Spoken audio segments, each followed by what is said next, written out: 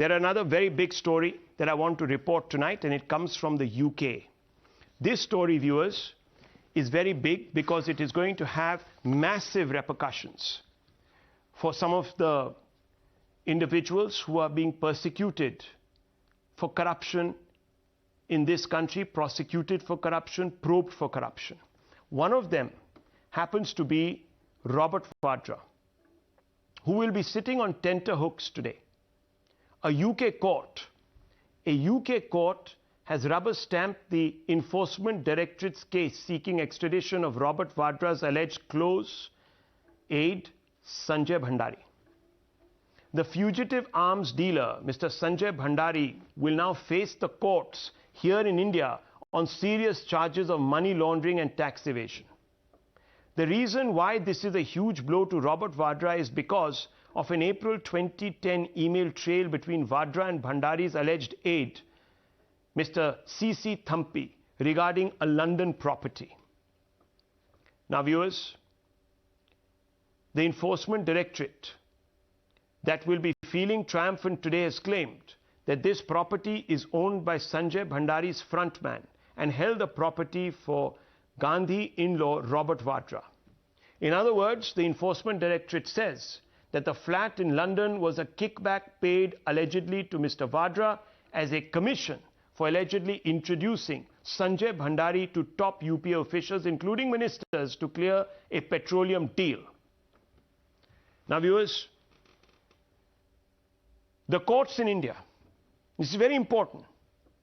The courts in India have already taken cognizance of a charge sheet that makes this claim. So, prima facie, the courts in India believe that there is a case to be answered for by Mr. Bhandari, by Mr. Vadra and others. With Mr. Bhandari's return, the ED will be able to question the arms dealer and draw out more on the alleged kickback to Mr. Vadra, as it's quite apparent that once Bhandari is in India, the focus will now shift to linking Robert Vadra to that scandal, because that's precisely what the ED charge sheet, which has been accepted by a court of law, concludes.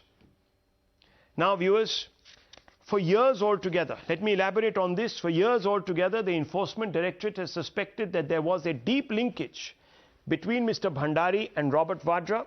Here's why the ED believes that their relationship is suspicious. The legal part is that Mr. Bhandari rose from being a homeopath to an arms dealer, and it was a phenomenal rise. What's suspicious is that there's a mail trail on the London home that links Bhandari and Mr. Vadra. That's the ED's claim. These are all from the ED's charge sheet. What's accepted is, viewers, that in 2008, Mr. Bhandari floats Offset India Solutions. What's suspicious is he started after the 2006 UPA's 30% plowback policy. What's legal, viewers, is that in 2010, Bhandari gets the Pilatus deal to liaison with India.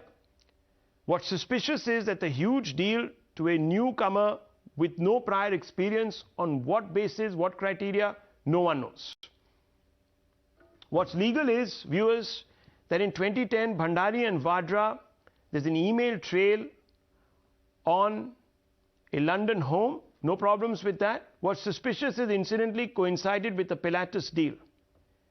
Again, what's legal is June 2010, Bhandari sells Bryanston home for £1 million. What's suspicious is that the sale incidentally comes 6 days after signing the Pilatus deal. Viewers, there is much more that links the two together, according to the Enforcement Directorate and the Income Tax Department. There is, in fact, a whole chart, a flow chart of how the money flowed. And all of that, viewers, today links back, according to the Enforcement Directorate, to Robert Vadra. There it is, the front-end flow of funds, and you can see how it all comes back in this circle. Now, Bhandari, when he comes back, he'll be asked all these questions. Mr. Robert Vadra has been questioned on some of these issues. In most of his responses, he says he couldn't recollect or denied the imputation of the questions. Let's open this up, viewers. I want to bring in Mr. Tehseen Poonavala. Sanjay Jha and GVL Narasimha Rao stays with us, Member of Parliament and National Spokesperson of the BJP. Mr. Poonavala, why wouldn't today you commend the Enforcement Directorate from doing a good job in dotting the I's and crossing the T's? All of you said that this was a massive witch hunt. There was no truth to this particular case. But it appears that even the courts in London now believe that Mr. Bhandari has a case to answer for. Would you like to respond? Yes, thank you so much for having me on the show. I'll be very, very brief because we are short of time. If Mr. Bhandari is a crook, his association, and I'm saying there's a lot of responsibilities with the BJP, and a BJP ex-minister for whom he shared over 400 phone calls, and that ex-minister on video is in the barat of Sanjay Bhandari's relatives, dancing and singing and welcoming Sanjay Bhandari's guests. As for the allegations on Robert Vadra, again, I'm going to be extremely brief. This so-called London house, this house, I've heard about it for a million times since the past 8 years. Shri Ravi Shankar Prasad ji did a press conference which you covered, Rahul, where he said he had evidence in his pocket. They have not been able to get an iota of evidence. This house belongs to some British people. If the ED had any evidence of this house, so far they would have come to your channel, which is the most respected channel in this country, and presented it forward. And the so-called email trail that the ED speaks about, they've not even been able to get the IP address, simply because that email address is not of Shri Vadra. Just because I make an email address saying Rahul Shivshankar at something.com does not become Rahul Shivshankar's email address. Rahul, you, I, Sanjay and the Honorable MP knows, if the ED had an iota of evidence, they would have gone after Robert. Let me just tell you, viewers, before I end, Robert has got a clean sheet from 4 courts, including the Supreme Court under Mr. Modi. The CBI said we've had no evidence against him. But the BJP continues to hound Mr. Vadra. Okay, very quick response, Mr. Rao.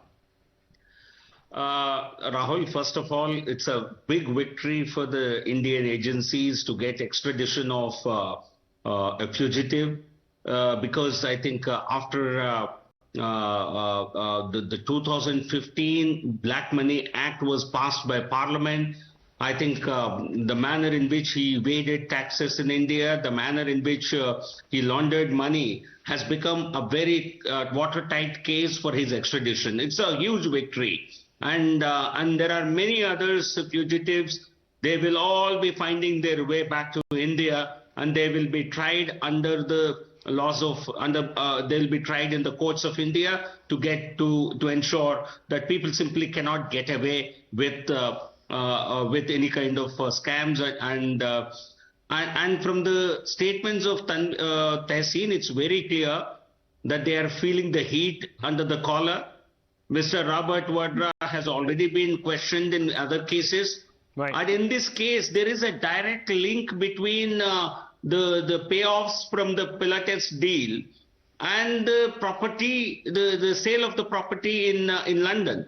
And also the mail exchanges between Robert Vadra and accomplice of Sanjay Bhandari clearly show that the entire flat was being renovated. The flat was being used by Mr. Robert Vadra. I think I'm sure Mr.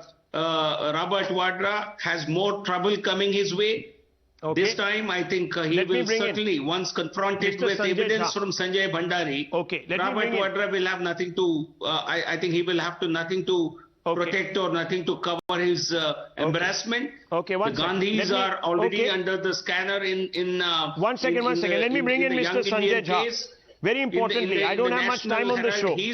And, Mr. Rao, I don't have much time on the show. Really cause a lot of trouble. I want to give at least Vadra. Sanjay Jha a minute and a half. Sanjay Jha, I just want to ask you very quickly. Sure. Okay, for a moment, let's set aside the Robert Vadra angle for just a few moments. Even though there is a case, charge sheet, etc. filed against him, the courts have taken cognizance of that, and Sanjay Bhandari remains a vital cog in the wheel. And if he is interrogated now that he comes to India, there might be some progress in it. Let's just park that aside. Prima facie, there's enough evidence, the British courts have concluded, to send Mr. Bhandari back to stand trial for taking kickbacks, alleged kickbacks, as a middleman when the UPA was in power, when certain very important deals, arms deals, were being negotiated. That in itself, sir, doesn't bode very well for the Congress party and its track record. Rahul, a quick response. First, on the Robert Vadra issue. All this brouhaha is just hogwash.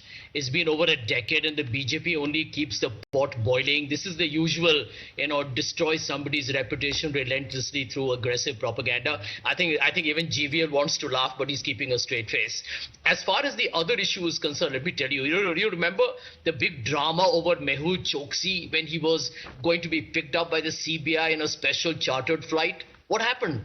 Where is Nirav Modi today? Where is Mehul Choksi today? Where is Mr. Lalit Modi today? So the BJP basically does nothing but creates a headline and manipulates it. As far as Mr. Bhandari is concerned, he does appear to be a slimy character. But you raised a very good point. The corruption deals, if they are true, it may have happened under an ex-government. The question is who did it with them? Like, for example, I keep maintaining that's the million-dollar question. That's what Mr. Sanjay Bhandari is going to come back and respond on. And I think that there needs to be a reason to worry. Mr. Jha said the BJP created a headline. No, it's the UK courts today who have created a headline, viewers. Let's be very, very, very certain about that. That's why we are doing this debate. This is something that has been assessed. The ED's case has been assessed by the UK courts, and they have decided that Mr. Bhandari has a case to answer for accepting kickbacks and passing that money around. We leave it at that, viewers.